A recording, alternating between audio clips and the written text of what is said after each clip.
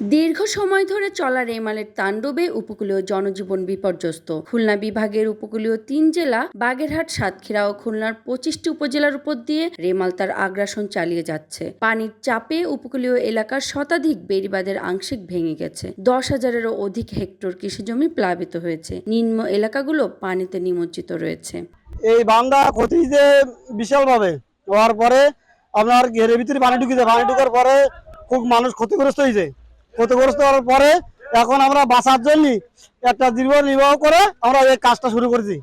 আমাকে এ জায়গায় ভেঙে গেছে, তলাই গেছে, আমরা নিজে বাঁচার জন্য কাজ করতেছি।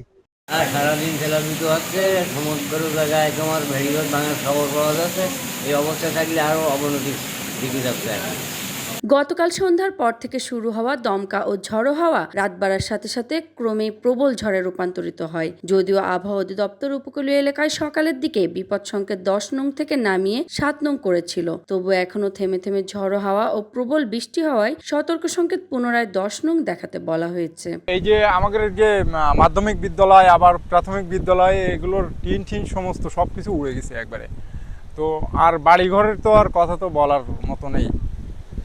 গাছের আম থেকে শুরু করে একবারে ঘর বাড়ি সমস্ত সবকিছু একবারে এলোমেলো হয়ে গেছে। অঞ্চলে কোনো অবদা রাস্তা নাই, কোনো বাঁধ নাই। আজ ২০ থেকে ২৫ বছর কোনো বাঁধ দেওয়া হয়নি। এই দেখেন, এই যে প্লাবিত সব ওই শোলাদারায় হচ্ছিল, কয়েক জায়গায় ভাঙছে, এখানে কয়েক জায়গায় ভাঙছে। কয়েক কোটি টাকার ক্ষতি হয়েছে, কয়েক কোটি টাকার। আর আমার তো মূলত হচ্ছে হলো ১০ থেকে ১৫ লাখ টাকার হচ্ছিল মাছ চলে গেছে। আমার দুটো প্রজেক্ট আছে, এখানে দুটো প্রজেক্টের মাছই সবই বেশি গেছে। ধরেন এই সব হলে একটা ঘের হচ্ছিল ৬০০ বিঘি ৭০০ বিঘির ঘের, এখন ভরা মৌসুম, সব টোটালি হলো এখানে ঘের। আমাদের যে ক্ষতি হয়েছে তা পোষাতে পারবো কিনা আল্লাহই জানে।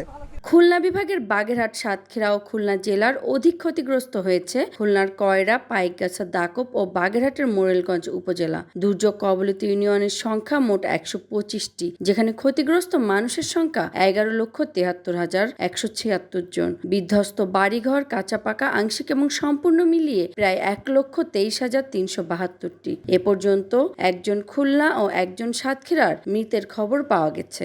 মৎস্য ও প্রাণী সম্পদের ক্ষয়ক্ষতি নিরূপণের কাজ এখনো চলছে। Desk report, voice of tiger.